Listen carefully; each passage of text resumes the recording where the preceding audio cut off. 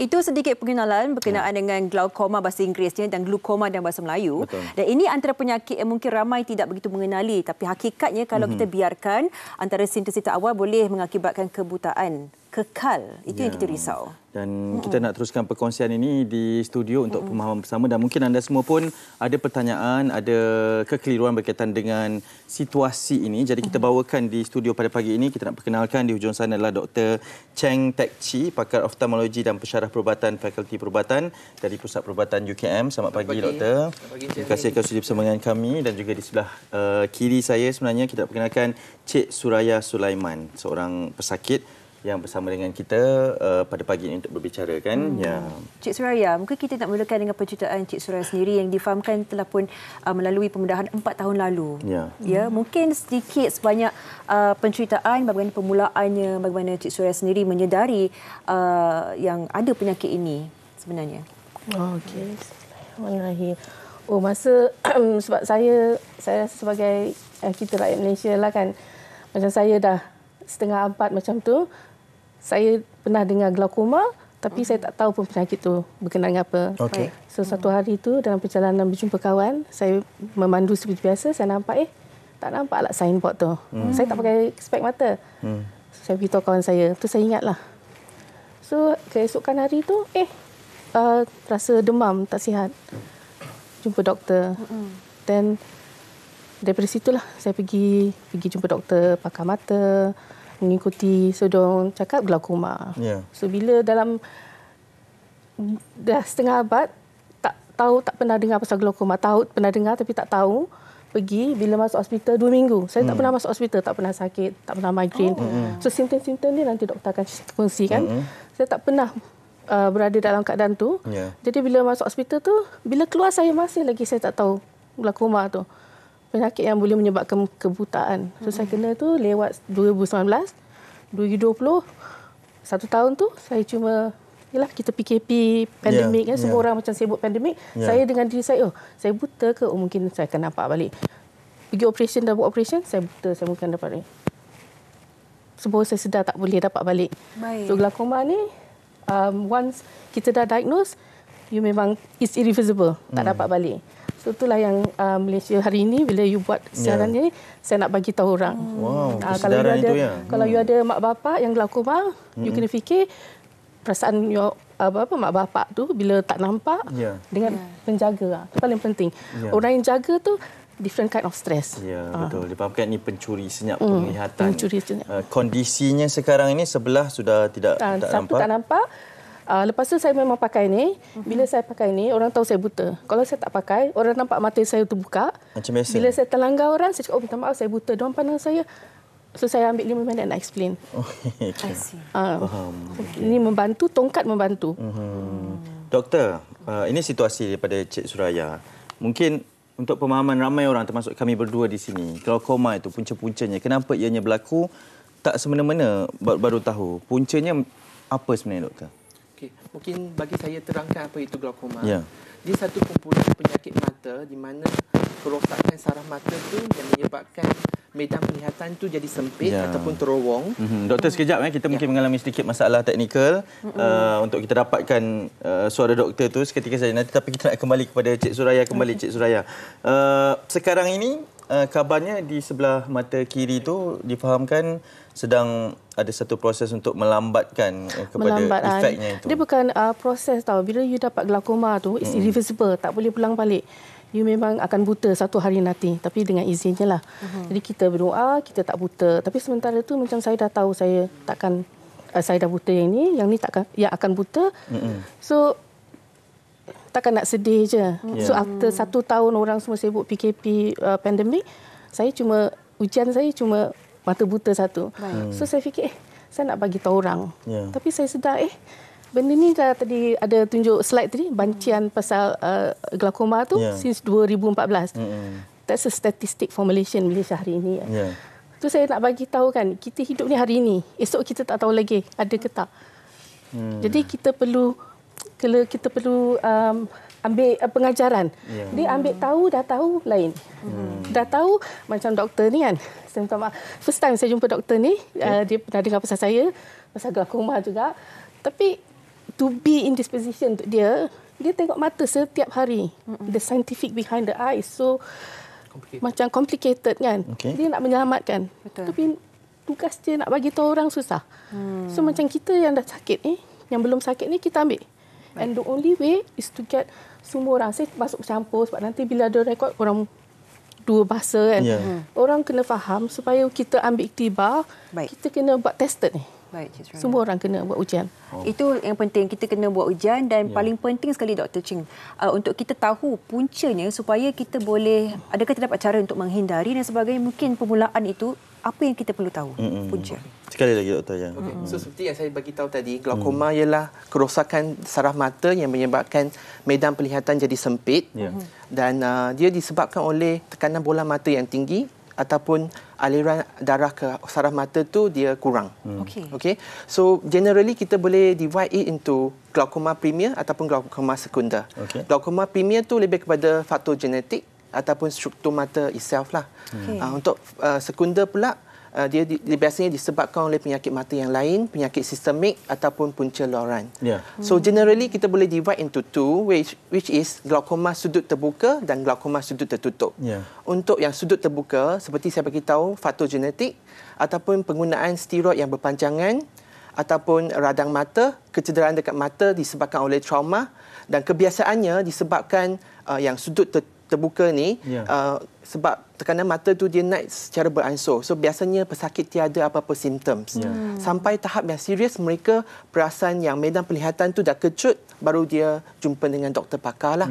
Untuk yang sudut tertutup pula, dia boleh disebabkan oleh bola mata yang pendek ataupun rabun dekat yang sangat tinggi ataupun disebabkan oleh katarak yang semakin tebal disebabkan peningkatan usia ataupun sebagai komplikasi tidak kawannya penyakit kencing manis. So biasanya sebab tekanan mata tu dia naik secara mendadak, so pesakit akan mengalami simptoms sakit mata, mata merah ataupun sampai sakit kepala, loya muntah. Wow, itu simptom-simptom yang berlaku juga. Dan sedikit sebanyak agak sukar untuk dikenal pasti apabila ada perubahan tekanan di mana kita tak merasakan sebarang simptom. Cik Suraya, tapi simptom dah beritahu tu, saya nak cakap benda tu penting. Untuk saya, kalaulah saya tahu tu simptom dia, rasa loya nak muntah, tak makan. Benda tu. Saya tak makan 2 hari, tapi saya muntah, pening kepala yang bukan migrain. Saya tak pernah migrain, tak pernah pening kepala. Kerja lama 20 tahun pun saya tak pernah stres. Dekat sini tekan. So saya pergi tu, saya tak tahu tu glaukoma. Saya tak tahu tu tanda-tandanya. Kalau saya tahu, saya pergi emergency terus. Lebih awal. Saya pergi hospital, klinik biasa dulu. Berapa lama dibiarkan tu? 3 hari. 3 hari. Sependek 3 hari boleh menyebabkan satu perubahan yang cukup besar. Jadi mungkin nak tahu juga antara prosedur. Difahamkan Cik Suraya tadi pergi ke hospital berkali-kali, tetap kena melalui pembedahan dan sebagainya. Apakah sebab adanya pembedahan itu? Adakah asalnya memang ada peluang untuk perbaiki mata ke, ataupun apa yang sebenarnya dilakukan untuk mengubat seorang pesakit? Untuk glaukoma sebenarnya apa-apa yang kita bagi rawatan tu bukan untuk reverse balik apa-apa penglihatan yang sudah hilang. Tetapi yang pertama kita nak menurunkan tekanan mata. Kedua kita nak melambatkan proses perkembangan glaukoma. Dan ketiga kita nak mengekalkan kualiti hidup pesakit. So biasanya pada peringkat awal doktor pakar akan berikan ubat titis mata anti glaukoma untuk menurunkan tekanan mata. Dan kalau dia tak berkesan, then doktor akan showkan rawatan laser pula. Mengikut sama ada dia sudut terbuka ataupun sudut tertutup. Dan akhir sekali, pembedahan glaukoma seperti trabeculectomy ataupun glaucoma drainage device. Itu bertujuan kalau tekanan mata tu tak dapat capai tahap yang optimum ataupun proses perkembangan glaukoma tu semakin teruk. Success rate macam mana? Boleh diperbaiki ke kalau belum ke tahap yang sangat serius? Adakah terdapat peluang untuk reverse ataupun kembalikan penglihatan tu? Peluang untuk kembali kepada penglihatan asal tu tiada. Yang kita punya aim je lah untuk melambatkan proses dia jadi lagi teruk. Biasanya berapa lama proses melambatkan itu, doktor? Kita aim je lah, dia ikut usia pesakit. kita harap sampai dia usia tua, dia dapat maintain apa-apa visual field yang dia masih ada lagi. Cik Suraya, bila dengar berkenaan dengan realitinya glaukoma sebegini kan, sebab awak saya tengok seorang yang sangat kuat lah dipamerkan kepada kami ni. Dah tahu dah benda ni akan berlaku, mungkin penglihatan itu gagal untuk dikembalikan dan sebelah mata lagi akan berlaku benda yang sama. Macam mana awak terima perkembangan tersebut? Seperti yang saya cakap awal tadi, saya tak tahu. Saya tak tahu glaukoma tu bagaimana sebegitu kan. So kalau saya tahu, saya buat pemeriksaan awal. Pemeriksaan maksudnya saya dah tahu, saya buat pemeriksaan awal. So siapa-siapa yang pakai spek, tak kira lah the first primer glaukoma is hereditary, dia keturunan. Itu untuk African, Asia, kebanyakan Asia. Tapi macam saya satu keluarga saya semua ada mata. Saya seorang je buta. So saya macam tanya kenapa saya buta macam tu kan. So saya sekarang nak beritahu orang, siapa-siapa yang macam, terutama lepas pandemik, kita pandang gadget tu kan. Now is the time. Hari Malaysia hari ini kan, nasib baik dapat slot ni. Saya nak bagi tahu yang kita ada hari ini. Pemeriksaan mata tu kalau boleh buat saringan awal eye test tu, dia memang mahal. Tapi sekarang masa minggu ni, minggu hari glaukoma sedunia maksudnya the initiative daripada negara luar. Dia ada, saya nak terang macam mana kan. The World Glaucoma Association. Macam tu. Kita kat Malaysia, kita ada landasan tu dengan doktor-doktor. Tapi diorang tak ada masa nak menjalankan inisiatif tu. Glaukoma Week tu. Seminggu. Hari kanser satu hari, hari diabetik satu hari. Glaukoma Week satu minggu. Kenapa? Kena ambil inisiatif tu sendiri. And the tools are there. All you need to do is pull it, share. Tapi kalau you tengok dalam semua pelantaran tu, saya nampak tak ada. So masa saya glaukoma ni, saya cari support group. Saya platform tak jumpa. Bila saya kena yang ni, saya jumpa satu lagi hospital. Tu pasal saya pergi 2 hospital. So bila saya dah tahu, lain-lain, glaukoma lain. Tapi glaukoma is just satu penyakit mata. Tapi kenapa? Because 2030 sustainable. Inside, hashtag 2033, orang cakap sustainable. Salah satu daripada inisiatif tu. So kita punya 2023. 2040 ada setting untuk glaukoma. Tadi disebut 76 bilion di tahun 2020.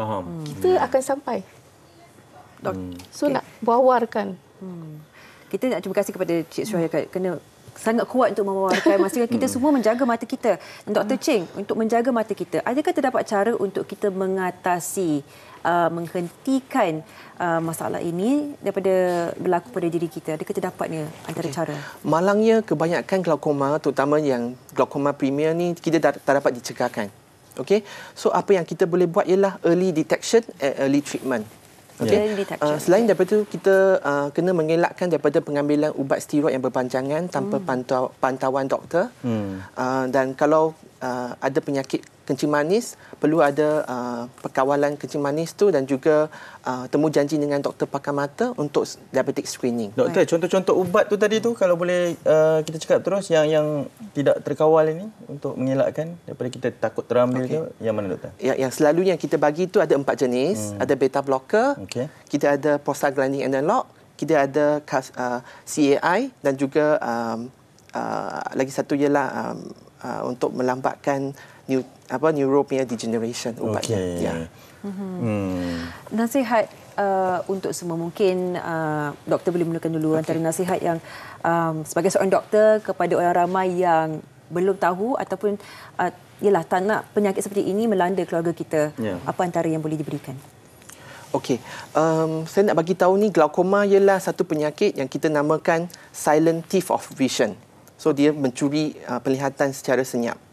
So kita perlu mengesan awal supaya rawatan awal boleh diberikan. So saya sarankan kepada penonton sekalian, sekiranya anda berumur lebih daripada 40 tahun ataupun anda mempunyai risiko seperti mempunyai glaukoma di sejarah keluarga ataupun mempunyai penyakit seperti diabetes, hypertension ataupun bola mata yang terlalu panjang ataupun terlalu pendek, contohnya rabun jauh ataupun rabun dekat yang terlalu tinggi, dan saya syorkan untuk menjalankan pemeriksaan awal untuk detect glaukoma. Setiap tahun ke? Ya. Okey. Terutama yang ada risiko tinggi lah. Ya, pemeriksaan awal tu sepatutnya bermula 40 tahun. Di hospital. Ya. Di hospital. Dan juga simptom-simptom yang kita kena watch out ialah mata merah, mata sakit, kabur penglihatan ataupun sakit kepala, loya muntah tu, itu lagi kena cepat jumpa dengan doktor pakar mata. Faham. Dan untuk sakit glaukoma pula, kena patuh kepada ubat glaukoma dan at the same time kena follow up lah. Ya. Suraya mungkin boleh sedikit pesanannya kepada semua. Alhamdulillah. Mata ni anugerah Tuhan yang paling berharga.